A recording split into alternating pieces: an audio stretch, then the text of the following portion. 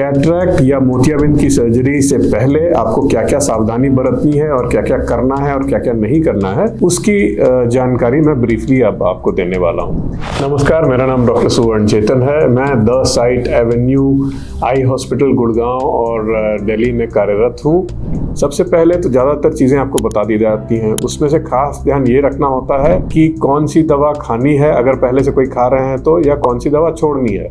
Cataract surgery में ज़्यादातर ऐसा कोई बंधन नहीं होता है, लेकिन फिर भी ये जानकारी अगर आप अपने डॉक्टर को दे दें तो ये अच्छा रहेगा।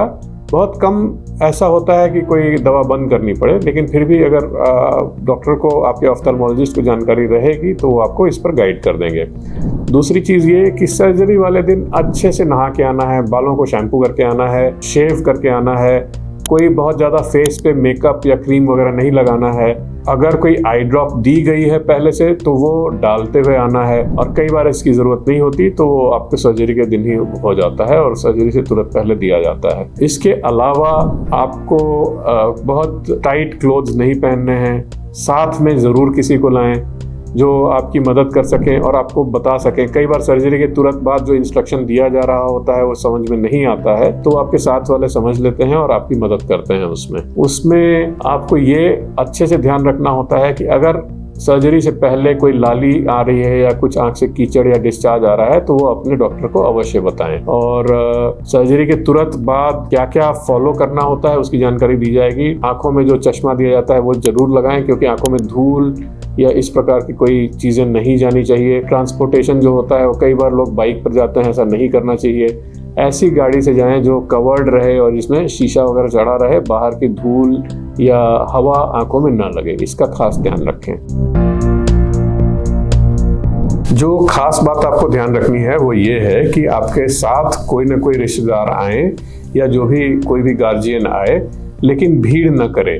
वो एक ही काफ़ी होता है, क्योंकि इसमें और ज़्यादा कोई ज़रूरत पड़ती नहीं है, वो ही काफ़ी हैं।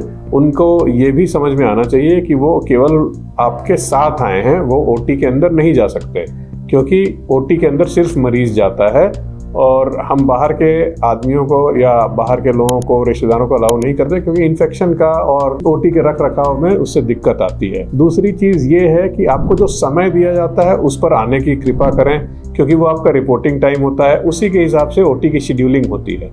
अगर आप लेट आते हैं तो आपकी लेट सर्जरी होती है और उसके बाद फिर आपका यहाँ हॉस्पिटल में स्टे टाइम बढ़ जाता है। तीसरी चीज़ ये है कि आपको जो भी इंश्योरेंस के पेपर्स हों या आपका मेडिकल हिस्ट्री के पेपर हो, कोई भी किसी भी तरह की मेडिकल ट्रीटमेंट चल रहा हो, वो सारा ज़रूर लेके आएँ। उससे हमें बहुत मदद मिलती है और आपका काम भी आसान हो जाता है और समय पर पूरा होता है। आप हमारे यहाँ एकदम निश्चिंत होकर आएँ और ये किसी भी तरह की दुविधा नहीं रखें। आपको जो जो बताया गया है वो बहुत स्पष्ट तौर पे बताया गया है, और आपने जो सर्जरी चूज़ की है या जो भी लेंस चूज़ किया है वो बहुत अच्छा है। उसकी पूरी जानकारी और वैधता के साथ आपको वो सर्जरी की जाती है। आप निश्चिंत होके अच्छे से आएँ, समय पर आएँ और अच्छी से सर्जरी कराएं। और ये हमारी हमेशा कोशिश रहती है कि आपको बेस्ट से बेस्ट, उत्तम से उत्तम इलाज दिया जाए।